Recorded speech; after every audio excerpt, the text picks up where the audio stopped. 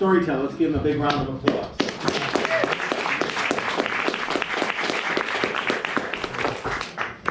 Hey, y'all. Hi. I'm also going to talk about my mom a little bit. Thank you. It's a nice room. My mom was one of 6, born in 1955. Of the 6 children, she was number 4. My grandmother is the exact age I am now, 33, when she had my mother. That has nothing to do with the story, I just find it interesting. The neighborhood had been described to me as just children everywhere. It's like peak boomer time, 1955. It's one of the biggest generations ever, so there's just kids everywhere. Somerville, Massachusetts, a working class, poor neighborhood, very Italian, very Boston, very poor. The kind of place where you don't even worry where you park your car at because no one there had one. She was the 4th of Anthony and Helen. Anthony was a firefighter and a stay-at-home. Anthony was a firefighter. Helen, her mother, was a stay-at-home mom with 5 other kids to deal with. By all accounts, Tony, her dad, was a powerful alcoholic and spent as much time as he could outside of the home. Enter my mom, Gail. Scene is set. I want to tell you guys just a couple of micro stories to kind of give you a feel for who my mom is, where she came from, and what kind of role models she had as parents. It was not what you would call a loving household. Gail says until she was 10, she thought her name was stupid. Yeah.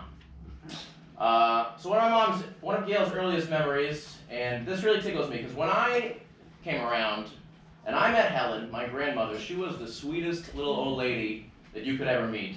Like, to the stereotype. She had this little smile, shuffled around little slippers, trying to give grandkids $5 whenever she saw them, cooked anything for anyone who came by her house.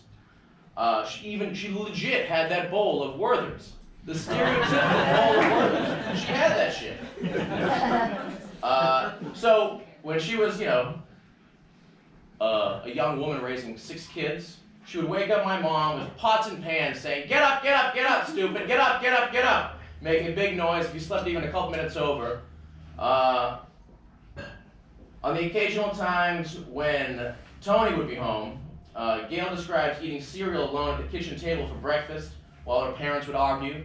And as arguments go, they would get louder, at least Tony would. Helen was always really concerned with what the neighbors were thinking, so she would say, "Quiet, the neighbors!" And my grandfather would kick open the kitchen windows and say, "Fuck the neighbors!" Apparently this happened a lot. It wasn't just like a one-time thing. My mom says that her house became known as the "fuck the neighbor's house." Everyone knew about it when she met people down the block. Oh, the "fuck the neighbor's house"? By the time she was in her teens, she was very much a product of these two. Behavioral issues at school, drinking, smoking. It's 1970. She's 15 years old, so she knows she's getting into some weird shit. She tells this story, and this is where that groan can come back. This is the bad one. She tells this story to me. Lost my place. Where she's carrying a basket of laundry down to the basement, and she's at the top of the stairs, where she says something to her mother, Helen, that Helen doesn't like at all. She says, she doesn't remember what exactly she said, but there's those things that you say when you're angry that you wish you hadn't, but it's fine because you were mad. And then there's that other tier of shit above that you only say when you want to just mess up the relationship. Apparently she said one of those, and Helen was not happy with it at all. She kicked the door as she's going down the stairs, and my mom, Gail, goes flying down the stairs, smashes her head, blood, pain. Tony, on one of the occasions where he was home, comes running down the stairs, scoops up Gail, and to this day, she remembers not the excruciating pain, not him yelling at his wife up the stairs, calling her an idiot, but feeling her father holding her, and feeling that he cared about her. That was the closest thing to a hug she'd ever gotten from her own father.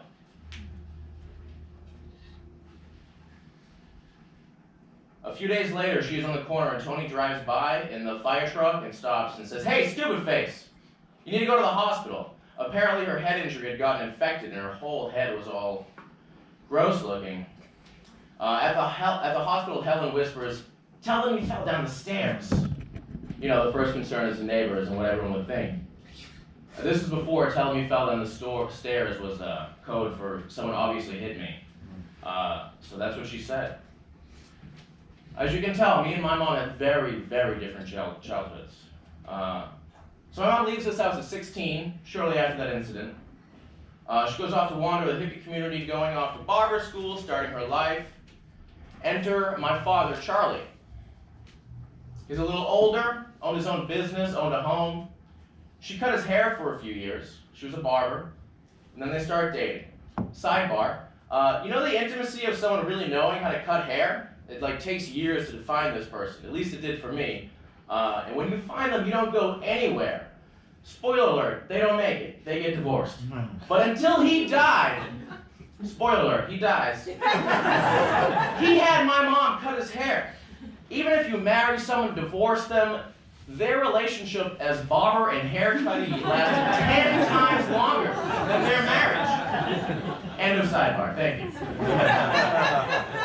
So Charlie had just started courting Gail a few years earlier. A doctor actually told her that she would never have kids, ever. Spoiler alert.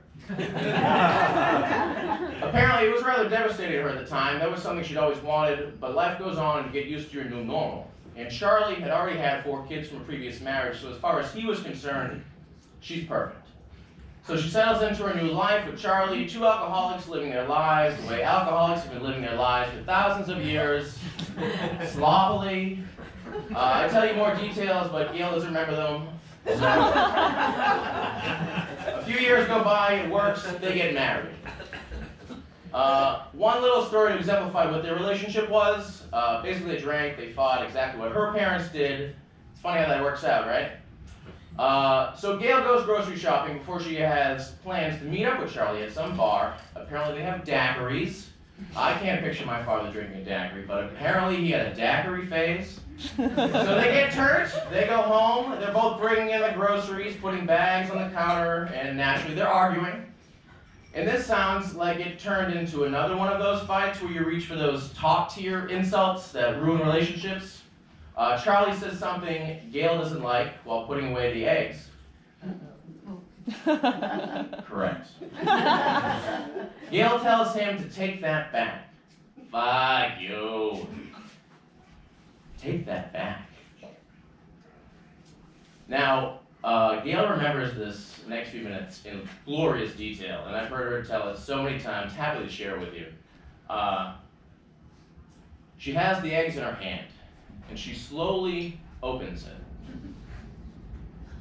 She looks him dead in his eyes and says, "Take that back." "I'm not taking back shit." She says she slowly opens the egg container and says, "You better." Takes 1 egg out of the container. Spoiler alert, he didn't take it back. He turns away from her to continue putting away the oatmeal box, and she cracks an egg on Charlie's head. He slowly turns around, a piece of egg dripping down his glasses. Oatmeal at the ready. Just mayhem. A full-blown food fight, a brand new food. When I was first told this story, I pictured like a romantic comedy version of this, where they're giggling and they end up on the floor, and they say "I love you" at the end. Nah, that shit doesn't happen, ever. This is like baseball pitch speed. Broccoli is coming at you. No egg survived. And apparently, there were some frozen foods involved as well, because the microwave window gets smashed in. It's like Violet. All the food is ruined. My mom told me later the person that bought this house says she was still finding eggs in the ceiling years later. That's the end of that little story. So, the next year, Gail finds out she's pregnant. I was born, and to this day, my mom still tells all of her friends, to my great embarrassment, that I am a miracle baby. Obviously, I wasn't around, but I spent a lot of time trying to understand her better around this time, and it seems like she went through a fundamental change of who she was and what was important to her, and started to look around her life and recognize these patterns from her childhood, and making connections from her relationship then their relationship then to her relationship she was in now. And she tells me this last story, and to hear her tell it, you can really tell how vivid and how angry she was. You can see her reliving it. I was a 2-year-old crawling around the floor, as 2-year-olds do, and I got into some coffee table books. I had the only move that a 2-year-old has, so I destroyed them. That's that move. Ripped all the pages everywhere. And she walked in on my dad, angry at a 2-year-old, calling me stupid. Just like her parents used to do to her when she was a kid. And you can really see the anger in her eyes to this day when she relives that moment. It's like every time her dad called her stupid, her mom called her stupid, everyone in her life that told her she couldn't be anybody or taught her how to deal with life inside of a bottle, all came forward in that moment.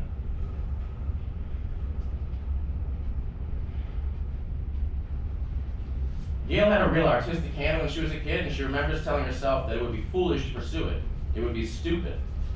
To this day, she doodles these amazing illustrations on her bills that she gets. For her whole childhood, if everyone around her wasn't ignoring her, they were calling her stupid. And Gail believed them. And she's left with the what if of another path. But she'd be goddamned if she was going to let that same thing happen to her son. My mom left my dad that day. She packed a car full of shit, her son, and moved into a shitty 1-bed apartment in a shitty little city. It was all she could afford. But she knew raising her son alone with no money would be better than a house like the one she grew up in. She left for me. She left in the name of love. Thanks.